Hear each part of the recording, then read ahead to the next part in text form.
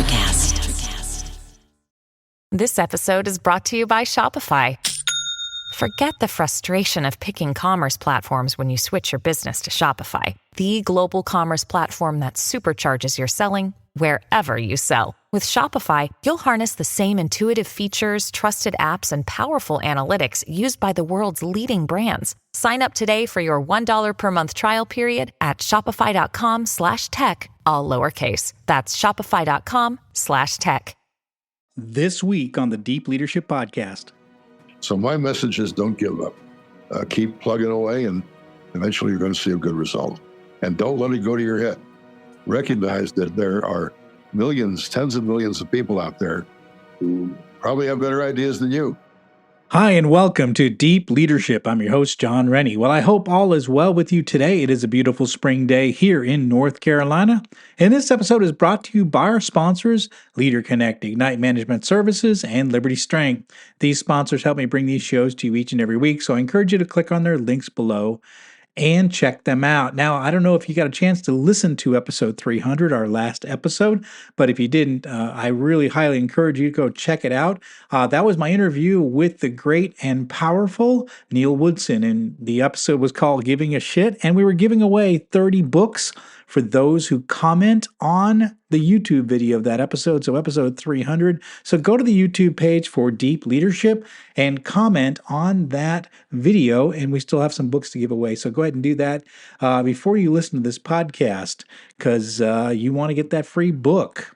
Now, in this episode right now, I'm joined by Robert Dilenschneider, a recognized expert in power and influence, and we sat down to discuss the changing landscape of power and influence in the digital age. Now, Robert emphasizes the importance of effective communication, leveraging successes, and maintaining humility in leadership roles. Now, this was an important discussion. If you want to be an effective leader, you need to master the use of power and influence. So, are you ready to dive in? Let's get started.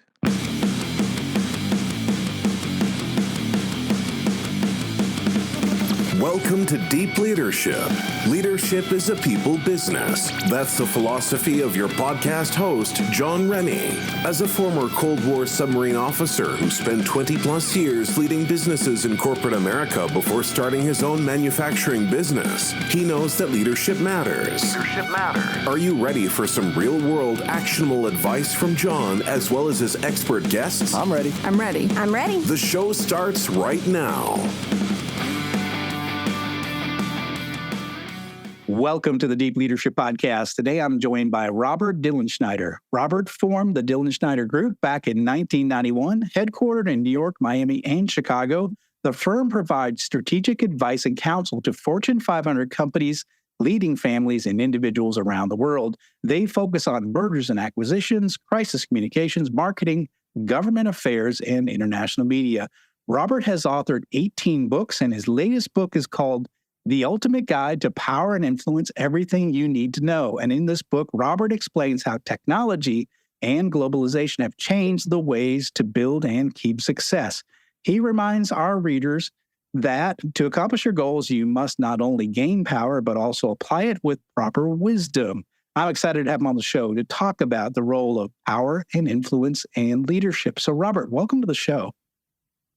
It's great to be on this show. Any opportunity to appear on your show is really special because the show is so well regarded out there in the United States. And so it's thrilling to be on the show. The people that have been on the show ahead of me have all told me that this is really a great show, and it is. It's a great platform, and you inform a lot of people, and a lot of lives are made better because of this show.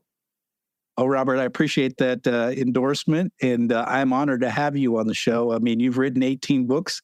I know we were talking before we pressed record. You got another one in the works. It's exciting.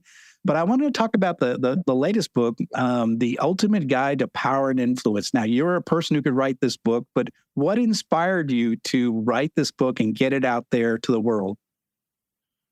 Well, it struck me many years ago that power and influence were critical to the really tens of thousands of people who were starting to get into the decision-making process. It used to be back in the 40s and the 50s, the decisions were made by just a few people, and you kind of had to take it. And if you didn't like it, you still had to take it. That all changed. And all of a sudden, people from all walks of life started to find themselves in positions where they did have an opportunity to make a decision, did have an opportunity to make a move forward. And so they also found that they didn't have the real influence, understanding of it, the real power, understanding of it to do this. So several people asked me, this is many years ago, to write Power and Influence. And I did. And it became a bestseller. And about 3 years ago, my editors called me and they said, would you do an update? And I said, well, what do you mean an update? And they said, well, we've noticed a lot of things, technology and all this, many more people entering the realm of power and influence. We'd like to include that. So I've done that. And I'm excited about the book. It's doing well. I get reports every day about how well it's doing and in different parts of the country. And so it's exciting to do it. Yeah, I like what you said there, that there's more and more people coming from all walks of life that are stepping into the world of power and influence. And one of the things that really stands out to me is like podcasting, which is sort of and YouTube, which is sort of amateur radio, amateur TV. You have self-publishing of books, which is basically amateur book writing. I mean, more and more people are it used to be there were gatekeepers, at the big networks and the publishers and what have you. And now people are getting around the gatekeepers and having a lot of influence. These YouTube stars, like Mr. Beast, who's like one of the most globally influential persons today, is a young kid with a camera. And so I think you're right. I think more and more people are stepping into this world than ever before. The key to stepping into the world, and a lot of people want to step into the world, is knowing how to promote yourself and your ideas and how to make 1 + 1 = 3 and how to get Mr. and Mrs. America excited about what you want to do. A lot of people want to do that, don't know how to do that. And I hope they'll read the book, Power and Influence. They'll learn how to do it. Absolutely. Can you give us like maybe some insights or maybe a lesson from the book that's particularly critical for today's professionals when it comes to this subject? I think that the most important message from the book is you don't have to be a Phi Beta Kappa. You don't have to be a CEO. You don't even have to be a middle manager. If you want to influence something, a decision out there, you can do it. And the key is knowing how to do it, how to create the environment so that people in and around your sphere say, hey, that's a pretty good idea. I'd like to do something like that. That's really the key. It's a big topic. And there are a lot of individual topics in the book, how to use television, how you should work at individual meetings, how you should present yourself, how you should figure out how to tap into the media. There are a lot of things like that. But the real key is coming to grips with the fact that you can do something and don't just let it wave over you. You can actually make a significant moment happen in American and global life. Yeah.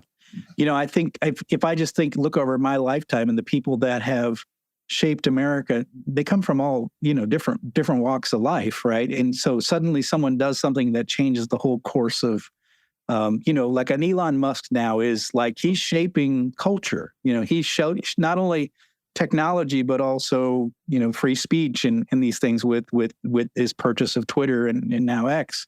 So we have these people now that are major influential figures that didn't even exist maybe 15 years ago. You didn't even know that do they exist. So I think you're right. I think anyone can find themselves in that spotlight. And the question is, what do you do with it, and how do you operate in that spotlight?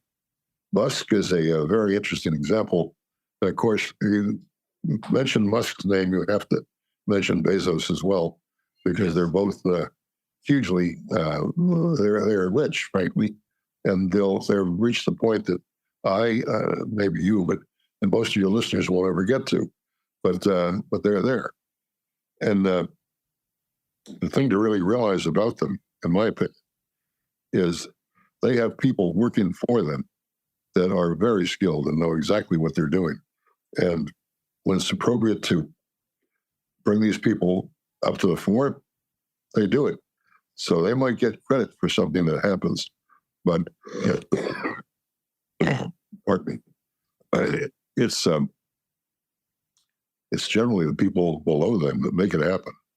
And I saw a picture the other day of Donald Trump, and around the picture were about 20 different men and women who worked for him. Donald Trump's important, but the 20 people who work for him, who care about him, are more important. Joe Biden is important. He's in the White House. He's the president of the United States, for God's sake. But knowing how government works, you've got 20 or 30 people that really make Joe Biden's day. And so that happens. In a big corporation, a CEO who tries to take the credit for what he does or she does is going to lose because most people out there say, Johnny is not really the person that made this happen. Here are 6 people who did. And so it's important to understand the nature of how decisions are made and recognize how to constructively influence those decisions. That's very important. That makes a lot of sense. Yeah. So how is your experience? You've been in PR, you're a business consultant. How has that shaped your perspective on power and influence? I've been in the field for many, many years. And at one point, I ran the biggest communications company in the world.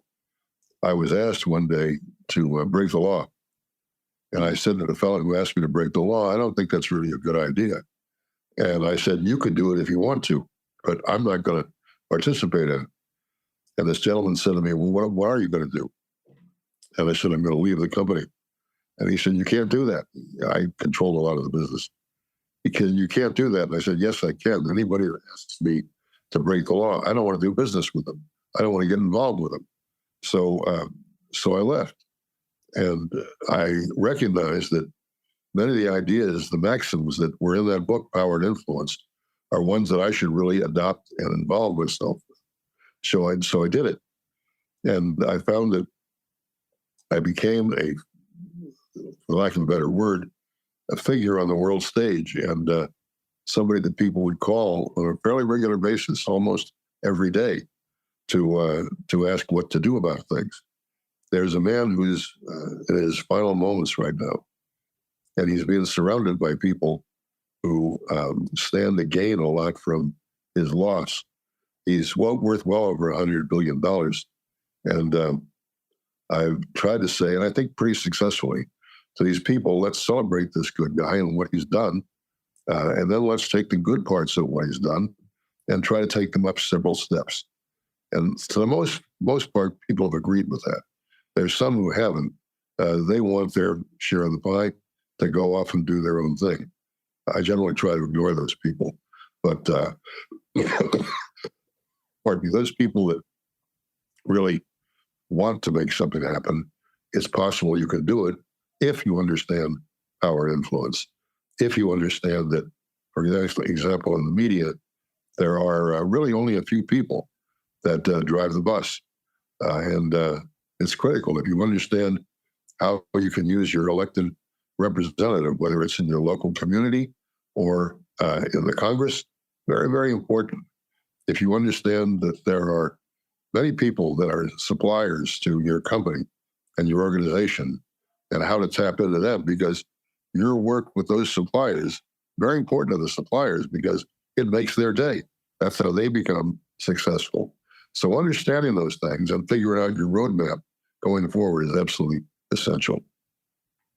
It's interesting you say that. So you're saying that, and I really like that, which is that influence is not just, you and your organization or you versus you to your customers, but it's your whole stakeholder, your whole stakeholder universe. It's your suppliers, your customers, your employees, your community, your, like you said, elected officials. So it could be your government. How can you influence? How can you use your personality to influence those people to get what you need to get done? For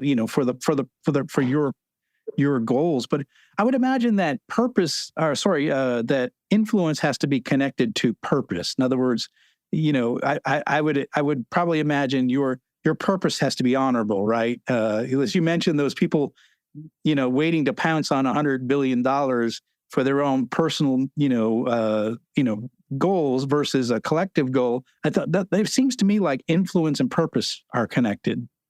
They are connected. I remember a number of years ago, there was a major hotel incident in the Middle West, and I was called in to help with the hotel incident.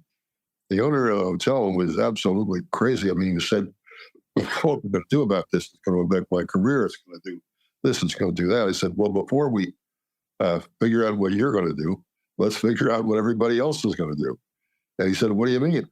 And I said, well, there are a lot of people that supply things to this hotel.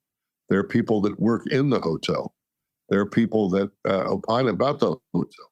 Let's figure out what those people are going to do. Then we'll figure out what you can do. And so what we did was we ended up building a better hotel in a better community, and everybody won in the process. Had this individual taken the program forward himself, it would not have happened. So we involved everybody from the Red Cross and those people supplying the beds and linens in the hotel. It was pretty successful. That's fantastic. Again, it's about bringing the stakeholders together for, accomplishing something that's critical for a local community or for that particular business. So that makes a lot of sense. You talk about the importance of seizing opportunities in a crisis, and we've seen crisis leadership's an interesting thing, right? When something really goes bad, usually there's one person or someone that steps up and takes charge. Can you give us an example about like how you can do this from your own career? I remember many years ago when people who were listening to the show from Chicago will recall this. There was a bank called the Continental Bank, great bank. They had a serious financial crisis. David Taylor was the CEO. And I remember meeting with him, and we sat down and said, what can be done about this?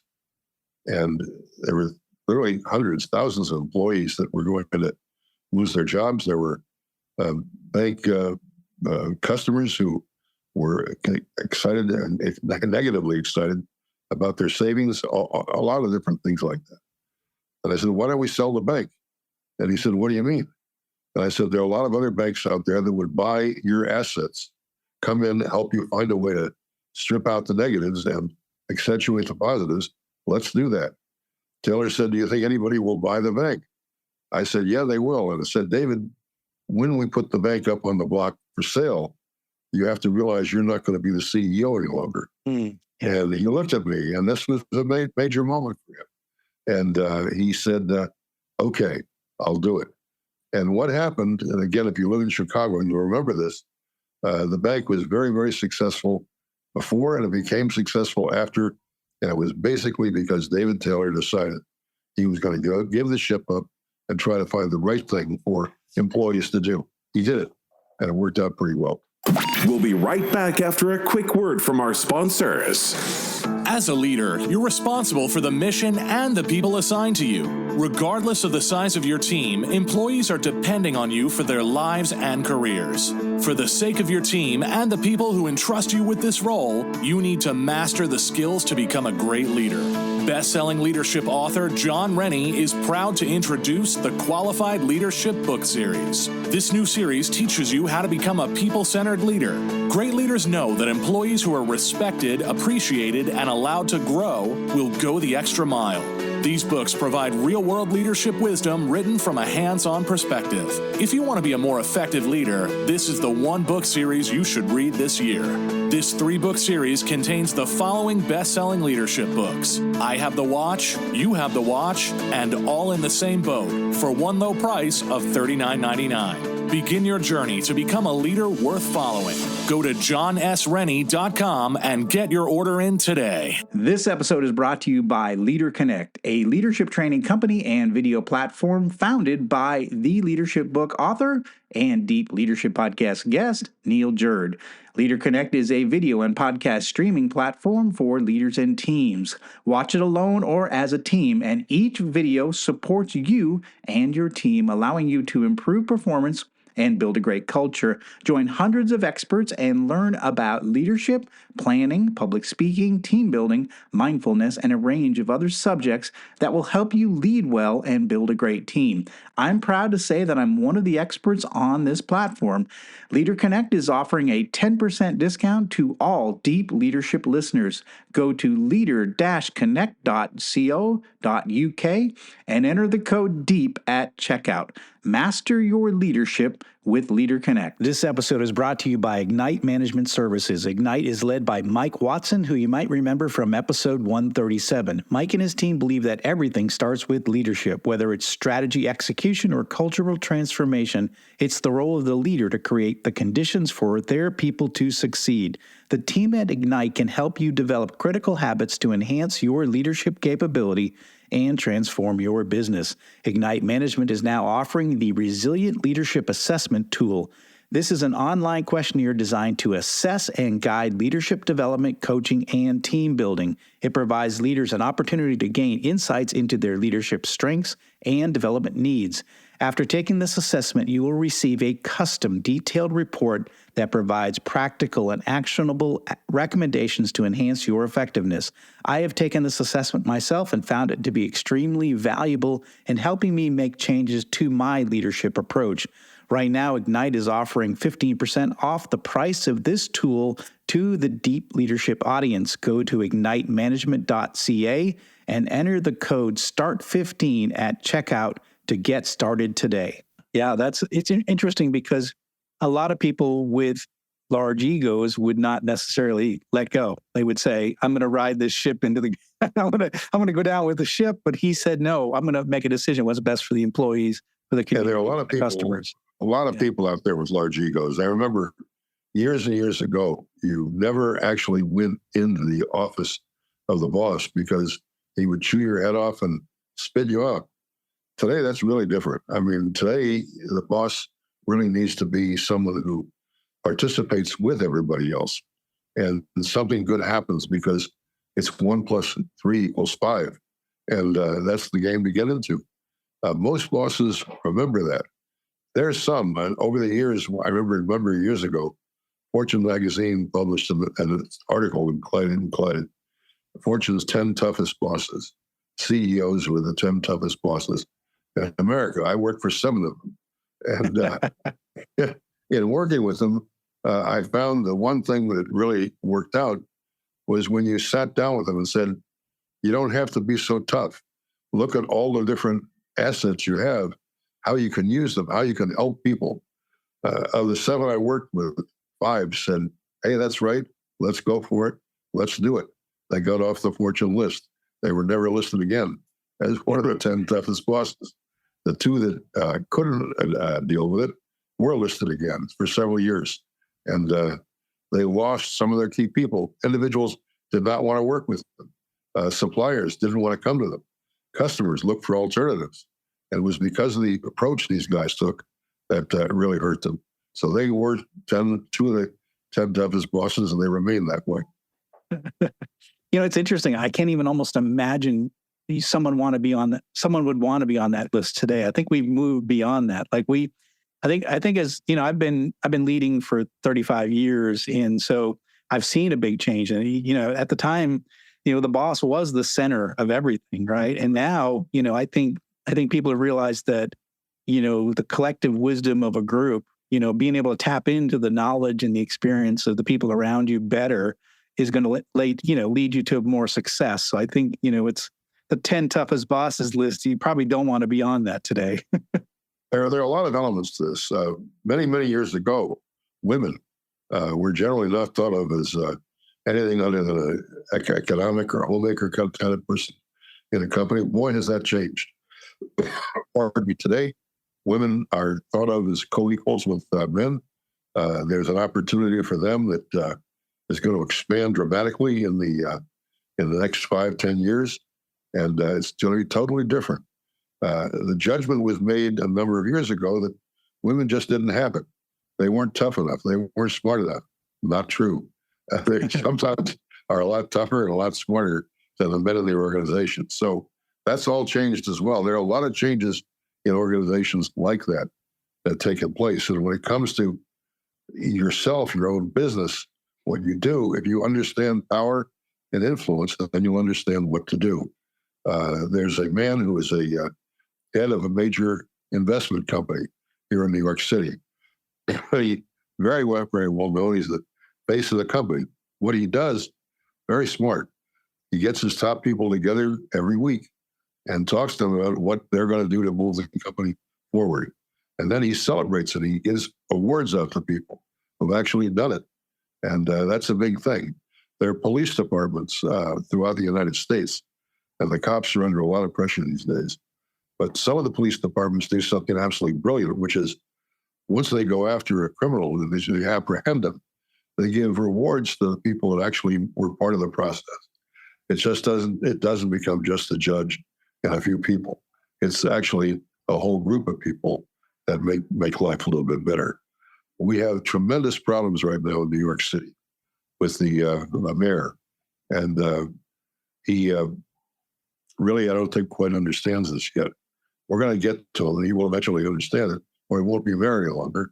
So we'll get to him and show him how to empower people, how to work with people, how to involve women in your organization, how to make people who are the, quote, small, quote, people actually much bigger, because those small people can make your life a lot better, a lot easier, and they can create a really positive result. Yeah, I agree with that for sure. We talked about the idea of globalization, technology, how it's changing, it's changing the field of power and influence.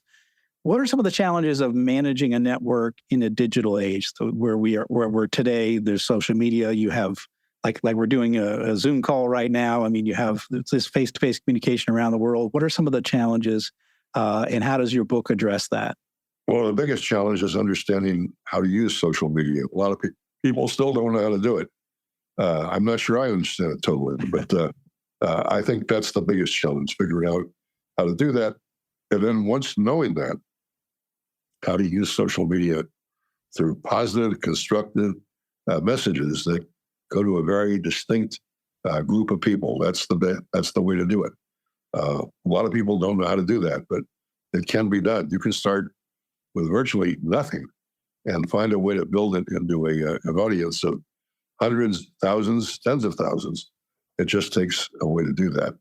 The key to that, of course, is having an idea and taking that idea and finding a way to turn it into social media so that people understand it. It takes off. So you don't have people at the top of corporations, most of whom, by the way, don't know how to use social media. They hire people that do, but you don't have these people any longer running the show. You have people in the middle of the organization figuring out a way to use social media to help the organization. That's a big plus. I think you're right. I mean, I've got a friend. His name is Dave Dana, and he's on Twitter, and he's basically sharing his journey. He weighed 400 pounds, and he's trying to lose weight. So I had him on the podcast when he lost his first 100 pounds, and now he's at about 150 pounds. And he talks about it every day on Twitter, what he's doing. He's got a major following now. He's monetized. He makes money on Twitter and on YouTube just by making videos and talking about what he's doing. But just recently, Arnold Schwarzenegger recognized what he was doing and gave him a shout out, and then recently invited him out to work out with him. In fact, last week they worked out together out in California. And so here's one guy in South Carolina wanting to lose weight, and he's created a movement. He's basically encouraging people. He's being real about the challenges of trying to lose all that weight, and he's just created a movement. But the point is that it's the use of being able to use these social media, these electronic formats in a way to create influence, create movement. He has created a movement just by him sharing his journey, it's really incredible. Well, that's pretty good. I'm going to try to find out who this person is and reach out to them. I have lost 72 pounds. Fantastic. In the last 8 months, but I've now plateaued. And so I've now got to figure out how to lose another 50. And if I do that, my life will actually probably be better. So I'll find out who this person is. Oh, yeah. He's very active on Twitter, Dave Dana, and I highly recommend. He's a great follow, and he's a very encouraging individual. So he's humble. He's just sharing his journey, and he kind of gets behind people, and he's a cheerleader as well. So it's fun to watch him because he was nobody, 2 years ago, and it's just interesting to watch his journey. So. Well, you stopped me. I was going to have some cherry pie later on after the show. Maybe I won't do it. Don't blame me for that. I love it. You talk about the importance of effective communication as far as power and influence. Can you share us some tips from ideas so how professionals can get better with their communication skills? Yes, thank you. A large part of it is understanding that the shorter your communication is, generally the better it is. Number two, understand language and how you use proper language to get your communication out there.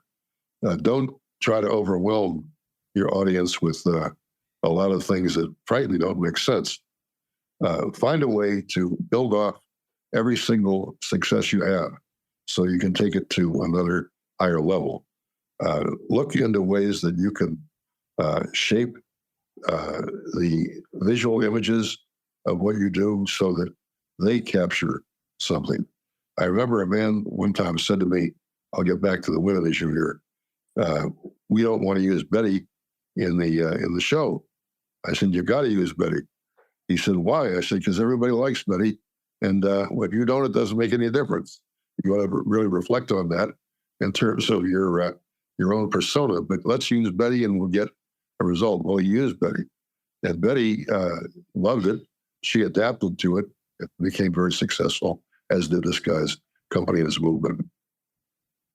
I love that. Yeah. And you said something that's interesting. You said, capitalize on your wins. I always believe that in business, at least my experience in business is like momentum is critical. I guess maybe that's my mindset is always like, just keep the momentum going. If you got to win, you've got to build on that win. You've got to keep that going. And I hate it when things slow down, when that flywheel starts slowing down. I always get nervous, so I think the idea of capitalizing and continuing to build off your successes and taking advantage when you can is really important. I think it's an important message. That's a great bit of advice for everybody listening to the show or watching the show. Take advantage of what you've done, but also leverage it. Take it to the next step and don't give up. Never give up. So that's very important to understand that. Yeah, it's kind of a theme in this show. It's don't give up the ship. If you're watching it on YouTube, there's a flag right behind me. We really do. That's a big part of what we talk about here.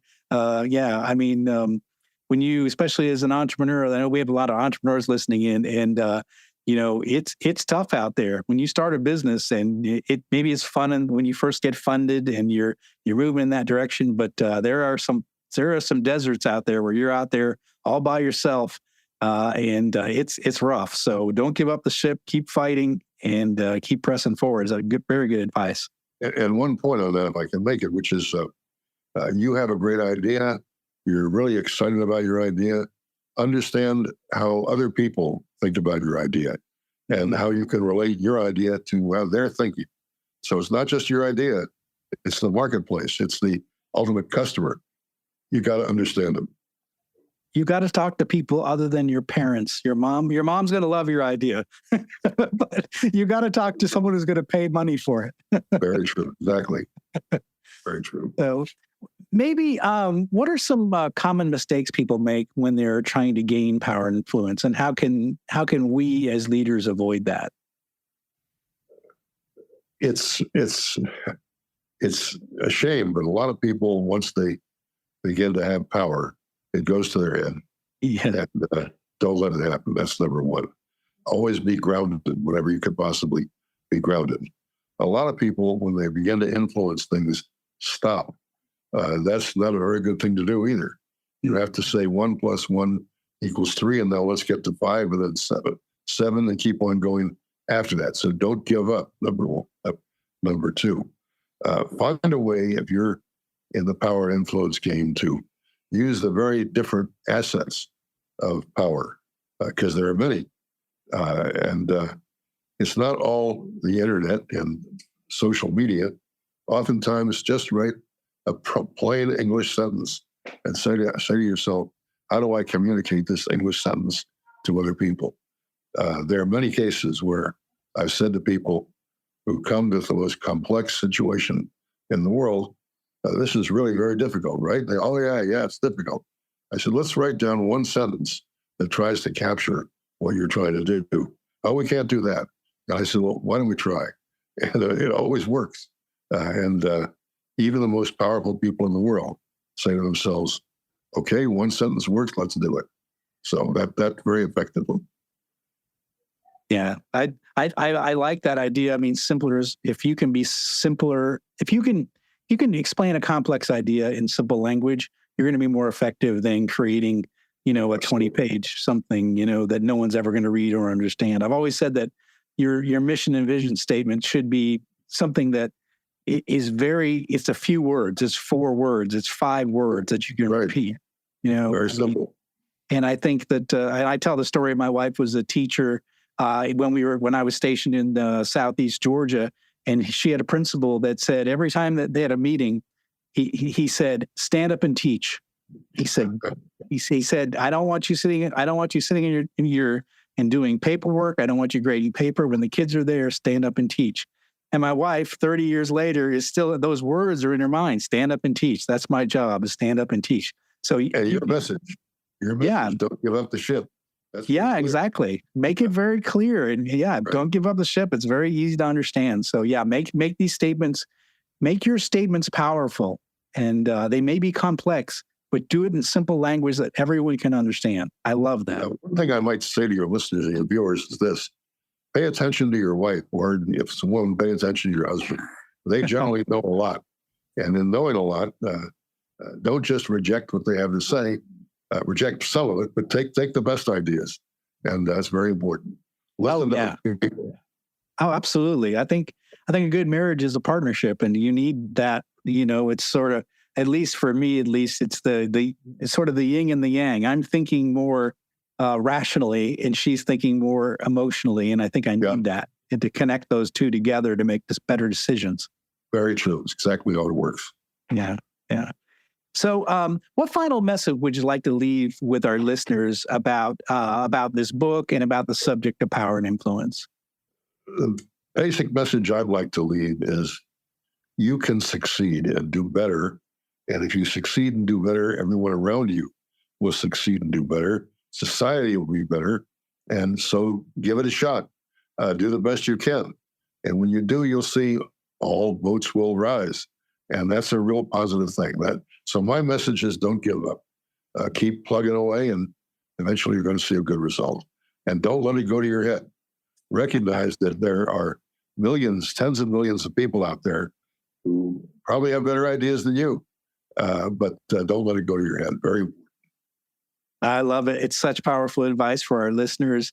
That's fantastic. And again, listeners, you've heard it here. Like, if you can make a big difference in this world, and you can really, and I think there's never been a better time to be able to use the leverage of technology to gain influence in the world. So if you've got a vision that's powerful, you have a passion that's powerful, I highly recommend you use these resources. First of all, I highly recommend you get this book and learn how to use these resources as a lever to be able to build that influence. So absolutely. Robert, how can our listeners find out more about you, your company, and all your books? Well, you can go to the website, of course, the Dilenschneider Group, Headquartered. You'll find a lot there. I hope that you'll see, and your listeners will pick up a book I'm finishing right now on character, the importance of having character in life. I look at our leading people and politicians. They don't have a lot of character at this point. Maybe I can convince them to do it. But there are people that do have character. And if you have character, everybody says, gee, that's a pretty good situation. So I hope that people will say to themselves, how can I reflect character? I'd like them to do that. Oh, outstanding. I like that. We're going to put links in the show notes for all of Robert's resources. And I want to have Robert back. We're going to talk about character with his next book. So hopefully we'll do that before this election coming up this year. So, but we'll talk about the subject of character, very important subject as well. Robert, I want to thank you for coming on the show, sharing all of your, decades of experience and this new book. I think we've all learned something just having a chance to talk with you. It's nothing less than an honor to be on the show. Thank you very much. Well, thank you. Well, that's it for today. Thank you for listening to Deep Leadership. If you like this podcast, please subscribe and share so we can continue to build a world with better bosses. Until next time, this is John Rennie saying take care and lead well.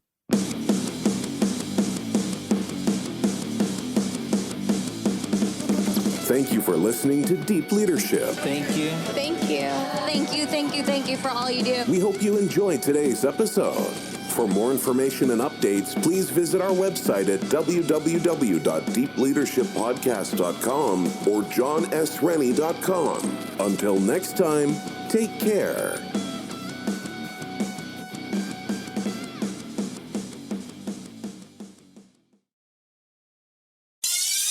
Hi, I'm Mark. And I'm Peter.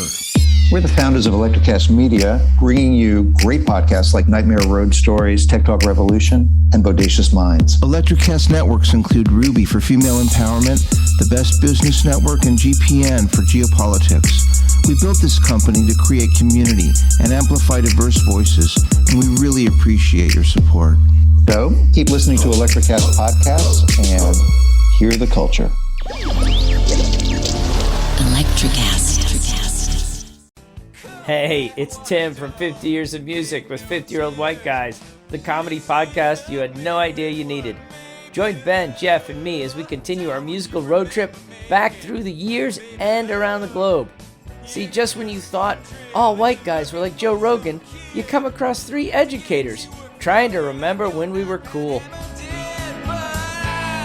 50 Years of Music with 50-Year-Old White Guys.